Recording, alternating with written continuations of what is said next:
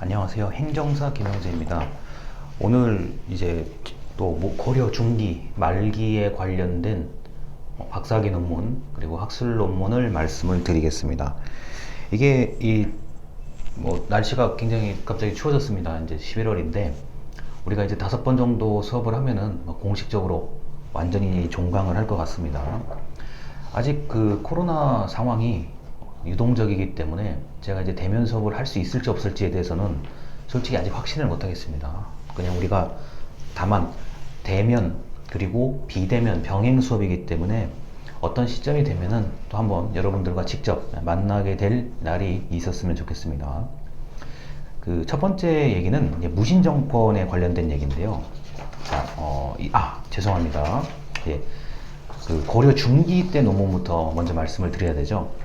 예, 그 논문 이번에 박사학위 논문인데요. 이건 이제 역사학과 사학과에서 주로 이제 만들어진 아주 잘 고증한 논문입니다.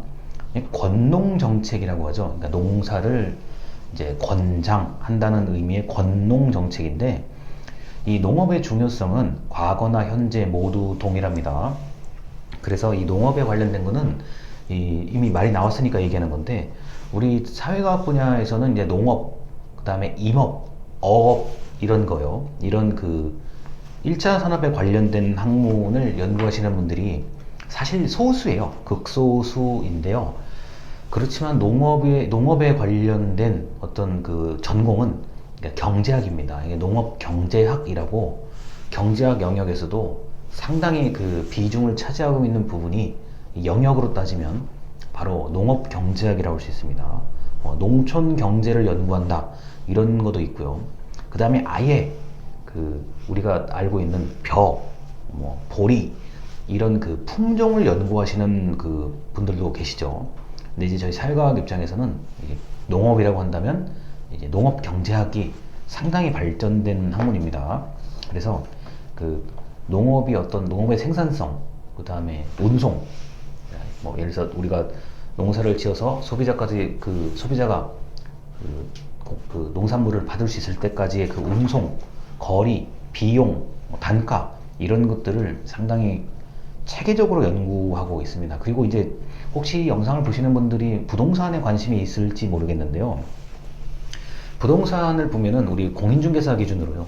앞부분에 보면은 아마 그 부동산학 개론이라고 있을 겁니다. 그 개론에 앞부분에 보면은 이제 옛날 고전적인 그 도시 이론도 좀 있고 그 농촌 관련된 얘기가 잠깐 나와요. 도시의 중심이 어디고 외곽에는 뭐가 있고 이런 것들 있잖아요. 예, 그런 그 도시학의 개념도 이 농업과 뗄래야 뗄 수가 없이 굉장히 중요한 학문입니다.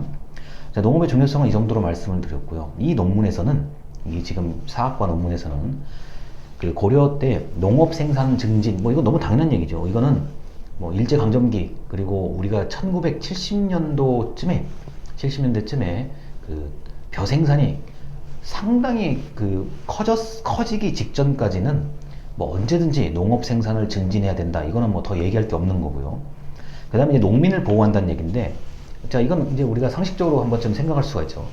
그러니까 땅을 실질적으로 가지고 있는 주인, 그 다음에 소작, 그 땅에 이제 농사를 짓는 그 농민들, 절대 다수의 그 소작을 하는 농민들에 대한 보호, 일종의 권농정책은 그 우리 행정학식으로 얘기하면은 사회복지 정책의 하나라고 봐도 틀리다 이렇게 말할 수가 없습니다. 그래서 이 고려의 당시 조정에서는 농업 생산을 늘리는 거 하나, 그 다음에 농민을 보호, 이른바 시해 정책이라고 봐도 저는 이걸 나쁘지 않다고 봐요.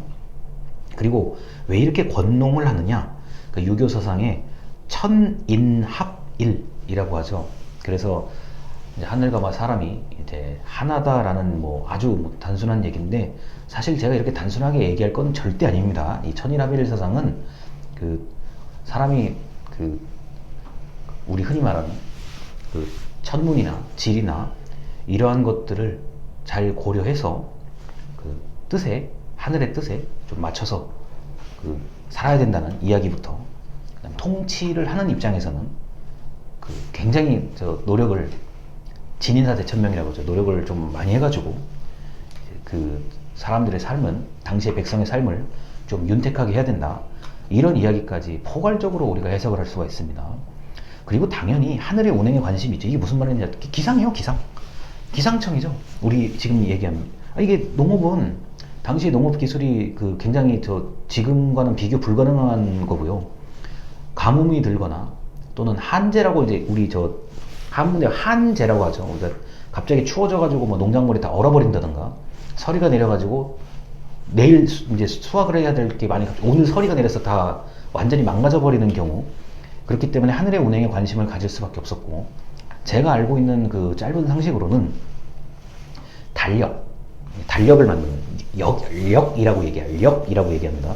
달력을 만드는 그런 그 일도 굉장히 중요한 일이고, 그 다음에 한 해 올해 농사가 어떻게 될지를 예측하는 나름대로의 방법들이 모든 국가마다 있었습니다.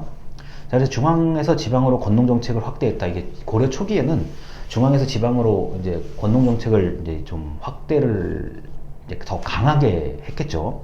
그런데 이게 뭐 중앙에서 뭐 아무리 뭐 얘기를 한다 그래도 지방에서 막상 농작물을 수확하는 사람들이 도와주지 않으면, 그리고 지방의 향촌, 지방의 호족 세력들이 도와주지 않으면 세금을 거둘 수가 없었기 때문에 향촌의 협조가 필수적이었다고 보시면 되겠습니다. 그런데 이제 중앙에서 지방으로 건농 정책을 확대했다는 얘기는 이게 지배 세력을 탄탄하게 하기 위한 그런 방법이라고 보시면 되겠고요. 뭐 수리시설 보수 확충, 고려 중기 때부터는 이제 수리시설, 물을 어떻게 이제 좀 될 것이냐. 그래서 이 논문을 보면 마른 땅에 농사를 짓다가 좀 더 이제 젖은 땅, 축축한 땅에 이제 농사를 지을 수 있는 방법으로 많이 고민을 했다라는 기록이 있습니다. 당연히 벼는 물을 많이 먹는 품종이기 때문에 벼농사를 권장할 때는 이미 관계, 수리시설이 웬만큼 돼야만 벼농사를 지을 수 있다는 점, 그리고 농업지역을 확대했다. 제가 이렇게 써놨는데 이 논문을 보니까 저도 사실 처음 알았어요. 이제 산간지역, 그러니까 물을 댈 수 있고 개간을 할 수 있는 산간지역으로 좀 더 이제 영향을 넓힌 게 하나 있고, 또 하나는 바닷가 쪽으로 영향을 넓힌 게 있더라고요. 제가 이 논문을 보기 전까지는 좀 단순하게 생각을 했는데, 이게 흔히 말해서 개간지 사업이라고 하죠. 개간 사업을 했다는 거를 이제 말씀을 드립니다. 그리고 당시 조정도 워낙 건농 정책이 잘못되면은 지금으로 따지면 정권의 어떤 본질이 흔들리기 때문에 사회 변화, 소작하는 백성들의 좀 목소리도 좀 들어야 되는 거고, 실제 땅 주인, 당시에 이제 귀족 세력의 목소리도 들어야 되고, 사회 변화에 따라서 조정의 건농 정책이 살짝 바뀌었다는 거. 하지만 농업의 안정성은, 농업 수확량의 안정성은 뭐 고려 전체를 통틀어도 변함이 없었다는 게 현재 이 논문의 기본적인 내용인데, 이렇게 사학과 같은 경우는 굉장히 원래 자료, 원자료, 그러니까 2차 자료 아니라 남들이 해석해 놓은 자료가 아니라 본인이, 연구자가 스스로 원자료를 보고 본인이 해석을 좀 하고 좀 해독을 해야 된다는 점에서 시간이 굉장히 많이 걸리고, 그러다 보니까 읽는 양의 어떤 논문을 쓰기 위해서 읽는 양의 자료 그리고 노력이 굉장히 많이 들어가는 저 전공입니다. 그래서 시간도 많이 걸리죠. 그래도 이제 이렇게 한번 논문이 이제 발표가 되면 뒤에 이제 후속 연구하시는 분들 입장에서는 굉장히 참고하기가 좋고, 일단 이런 거잖아요. 우리 이제 논문을 이제 쓰실 분들이니까 그런데 좀 쉬운 자료부터 좀 많이 읽고 배경 지식을 갖춰놓고 내가 원자료, 뭐 한문을 좀 해석한다든가 아니면은 주석, 뭐 다른 사람들이 평한 것, 다른 사람들이 어떤 원전에 대해 평한 것을 좀 읽으려고 해야 되겠죠. 만약에 기본적인 자료를 본인이 모르고 읽으려고 그러면은 읽기도 어려울 뿐더러 진도가 안 나가고 그러면 이제 빨리 포기하게 된다는 거죠. 그래서 이 고려 중기의 논문, 건농 정책을 하나 예로 들고 일단 첫 번째 영상을 마치겠습니다. 감사합니다.